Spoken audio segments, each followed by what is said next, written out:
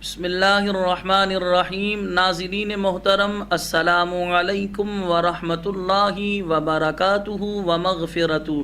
آپ دیکھ رہے ہیں پروگرام قرآن مجید فرقان حمید کی صورتوں کا تعارف۔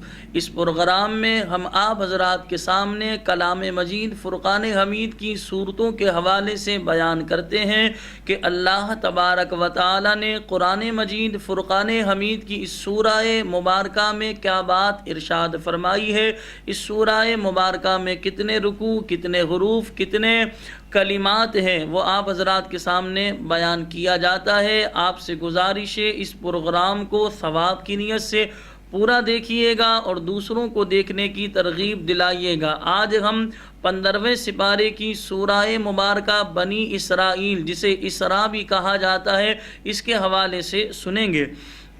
حضرت قتادہ رضی اللہ تعالی عنہ فرماتے ہیں کہ یہ سورت وَإِن كَادُوا لَيَفْتِنُونَ سے لے کر نصیراً تک 8 آیتوں کے علاوہ مکہ مکرمہ میں نازل ہوئی ہے۔ علامہ بیضاوی رحمۃ اللہ تعالی علیہ نے جزم کیا، یعنی یقین کے ساتھ لکھا ہے کہ پوری سورہ مبارکہ ہی مکہ مکرمہ میں نازل ہوئی۔ اس سورہ مبارکہ میں 12 رکوع، 111 آیتیں، 533 کلمات اور 3460 حروف ہیں۔ اس سورہ مبارکہ کے چند نام ہیں۔ اس سورہ مبارکہ کو سورہ اسراء بھی کہا جاتا ہے۔ اسراء کا معنی ہے رات کو جانا، اور اس سورت کی پہلی آیت میں تاجدار رسالت صلی اللہ علیہ وسلم کے رات کے مختصر حصے میں مکہ مکرمہ سے بیت المقدس جانے کا ذکر ہے۔ اس مناسبت سے اسے سورہ اسراء کہتے ہیں۔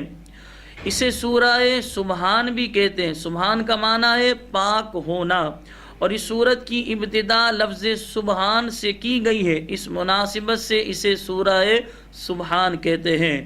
بنی اسرائیل، بنی اسرائیل کا معنی ہے اللہ تعالی کا بندہ۔ یہ حضرت یعقوب علیہ السلام کا لقب ہے، اور آپ علیہ السلام کی اولاد کو بنی اسرائیل کہتے ہیں۔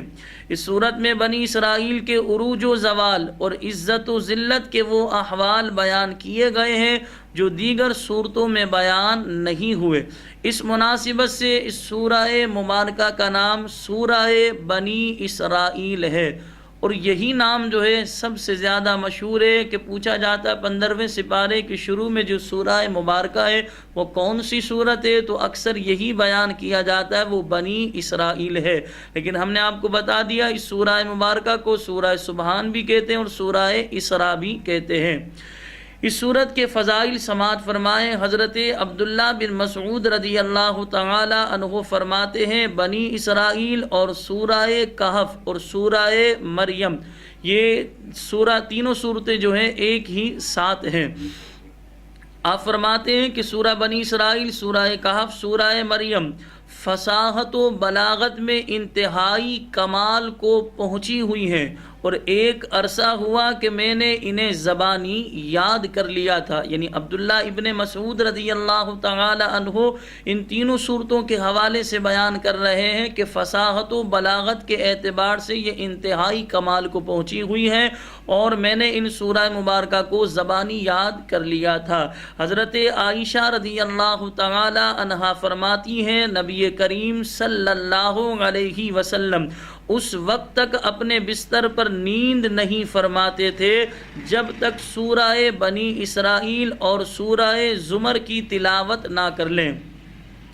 اس سورت کا مرکزی مضمون یہ ہے کہ اس میں اسلام کے عقائد جیسے توحید، رسالت، مرنے کے بعد دوبارہ زندہ کیے جانے اور قیامت کے دن اعمال کی جزا اور سزا ملنے پر زور دیا گیا ہے، اور اس کے ساتھ ساتھ مشرکین کے کثیر شبہات کا ازالہ کیا گیا ہے۔ اس کے علاوہ اس صورت میں یہ مضامین بیان کیے گئے ہیں۔ اس کی پہلی آیت میں سید المرسلین صلی اللہ علیہ وسلم کے عظیم معجزے معراج کا ایک حصہ بیان کیا گیا ہے۔ کہ تاجدار رسالت صلی اللہ علیہ وسلم رات کے مختصر حصے میں مکہ مکرمہ سے بیت المقدس تشریف لے گئے، اور یہ معجزہ اللہ تعالیٰ کی قدرت اور بارگاہ الہی میں نبی کریم صلی اللہ علیہ وسلم کی عزت و تکریم کی روشن ترین دلیل ہے۔ بنی اسرائیل کے مفصل حالات بیان کیے گئے۔ یہ بیان کیا گیا کہ جو نیک اعمال کرے اور سیدھی راہ پر آئے، اس میں اس کا اپنا ہی بھلا ہے، اور جو وہ برے اعمال کرے اور گمراہی کا راستہ اختیار کرے، اس میں انسان کا خود اپنا ہی نقصان ہے۔ یہ بیان کیا گیا ہے سورہ مبارکہ میں کہ عمل کی مقبولیت کے لیے 3 چیزیں درکار ہیں۔ نمبر 1 نیک نیت، نمبر 2 عمل کو اس کے حقوق کے ساتھ ادا کرنا، اور نمبر 3 ایمان۔ اجتماعی زندگی گزارنے کے بہترین اصول بیان کیے گئے، جیسے والدین کے ساتھ اچھا سلوک کرنے، اور ان کے بارے میں دیگر احکام بیان کیے گئے۔ فضول خرچی کرنے سے منع کیا گیا اور میانہ روی اختیار کرنے کا حکم دیا گیا۔ تنگ دستی کے خوف سے اولاد کو قتل کرنے، کسی کو ناحق قتل کرنے، زنا کرنے اور یتیم کا مال ناحق کھانے سے منع کیا گیا۔ ناپ تول میں کمی نہ کرنے اور زمین پر اترا کر نہ چلنے کا حکم دیا گیا۔ قرآن پاک نازل کرنے کے مقاصد بیان کیے گئے۔ حضرت آدم علیہ السلام اور فرشتوں کا انہیں سجدہ کرنے والا واقعہ بیان کیا گیا۔ قرآن پاک کے بے مثل ہونے کو بیان کیا گیا۔ حضرت موسیٰ علیہ السلام اور فرعون کے واقعے کا کچھ حصہ بیان کیا گیا۔ قرآن پاک کو تھوڑا تھوڑا کر کے نازل کرنے کی حکمت بیان کی گئی۔ ناظرین کرام، اس سورہ مبارکہ میں اللہ پاک نے جو باتوں کا ذکر فرمایا تھا، ہم نے آپ حضرات کے سامنے بیان کیا، جیسا کہ حدیث آپ کے سامنے آئی کہ نبی کریم صلی اللہ علیہ وسلم اس سورہ مبارکہ کی جب تک تلاوت نہیں کر لیتے اور اسی طرح سورہ زمر کی تلاوت نہ کر لیتے، آپ نیند نہیں فرماتے تھے۔ تو ناظرین محترم، آپ صلی اللہ علیہ وسلم کے اس عمل مبارک سے ہمیں یہ بات پتہ چلتی ہے کہ آپ صلی اللہ علیہ وسلم قرآن مجید فرقان حمید کی ان 2 صورتوں سے کتنی زیادہ محبت کرتے تھے کہ رات سونے سے پہلے، آرام کرنے سے پہلے ان سورہ مبارکہ کی تلاوت کیا کرتے۔ تو ہمیں بھی چاہیے کہ ہم بھی کوشش کریں کہ اگر روزانہ پڑھ سکتے ہوں تو روزانہ نہیں پڑھ سکتے تو کبھی کبھار ہمیں بھی ایسا کرنا چاہیے۔ اور ایک بات یاد رکھیے گا، ہم اکثر اپنے پروگرام میں اس بات کی وضاحت کرتے ہیں آپ حضرات کے سامنے، اس کے حوالے سے آپ کو ذہن دیتے ہیں کہ جتنا ہو سکے اپنے گھروں میں قرآن کی تلاوت کیجیے۔ قرآن پڑھنے سے گھر میں رحمتیں، برکتیں نازل ہوتی ہیں، اللہ کی خوشنودی ملتی ہے، ہر حرف پر نیکیاں ملتی ہیں، روزی میں برکت ہوتی ہے، بے شمار اس کے فضائل و برکات ہیں۔